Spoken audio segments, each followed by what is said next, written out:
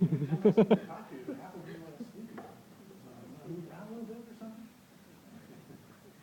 All right, let's get to the material here real quick. So, in the United States, there's a threshold. It's not the very highest level student that gets into the school. You have to have a certain level of academic performance. And in your case, it's important for you to understand the language proficiency. And that's what this whole thing is about. What level of language proficiency do you have? And at Harker, we have a very clear and organized system, levels 1 through levels 5. And it's not your mother telling the school, oh yeah, my child speaks pretty good English. What does that mean? Nobody knows. But if you're coming from the Harker School, they say you're a level 4, everybody knows that that is about equivalent to a 7th grade English student at the Harker School. And so that will help you very much. There's a certain level of academic performance, but there are other characteristics involved. Do you do your work all by yourself, or does your nanny, or your tutor, or your mother have to force you to do your work? I don't think we have too much of a problem with that. I think a lot of you are very motivated and self-motivated and are working very hard. But being able to be an independent worker, being responsible for knowing what your work is, making sure you get it done completely, being responsible and being an independent worker is a very important trait to have when you apply for school. And so sometimes you have to figure out, how can I get across to the admissions director that I'm responsible, I'm organized, I have good time management? So you have to think about that. And the best way to get that across is to ask good questions about that. You might ask them, well, tell me, how is your study hall structured? How much time do students have? How much homework is typically given? Is there time in the day for me to be able to do all the things that I really want to do? And just by asking questions shows the admissions director that it's just like, it's not just waiting for things to overrun you. You're organized. You're planning your calendar. You're planning your time. You're organizing your time management. You're organized. And that's something that's very important. Active study methods.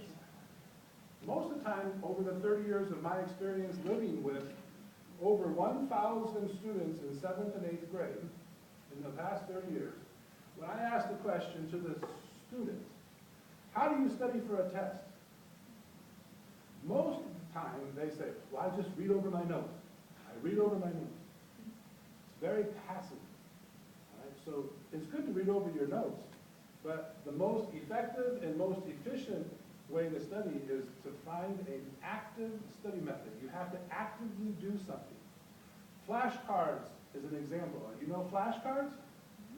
So say you have 20 vocabulary words that you have to learn, and you have the sheet and there's 20 vocabularies with their definition, and if you just look at the page over and over and over again, that's how most 7th and 8th grade students study for a test. But if you do an active study method, for instance, you look at those 20 words and you write a flashcard with the word on it in the front, and you put the definition in the back, then you have 20 cards. And you go through there and go, I know it, I know it, I know it, oops, I don't know it, I don't know, I know, I know, I don't, I don't, I don't. Now you know what you know and what you don't know.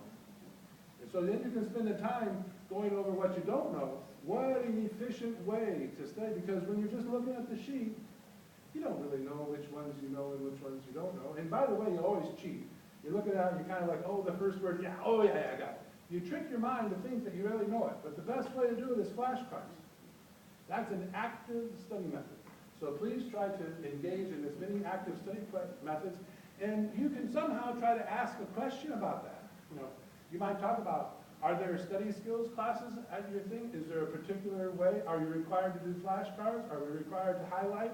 You can ask questions about that in your interview that shows the admissions director that you're already aware of how to organize yourself and how to actively study and so on and so forth. That's very, very good. Okay, and then of course, your behavior. Certainly being nice and kind and polite to one another is important. And then frankly, you have the chance of a lifetime. Every single one of you ought to look across the aisle and thank your mom and dad beyond belief. Because think about the opportunity that you've had, and I sure hope you've taken full advantage of it, because it's about to end at the end of this week. But for a short period of time, 7 weeks or 4 weeks that you've been here, in just 4 weeks of time, you can be as polite polite and kind and friendly and happy, no matter who the people are.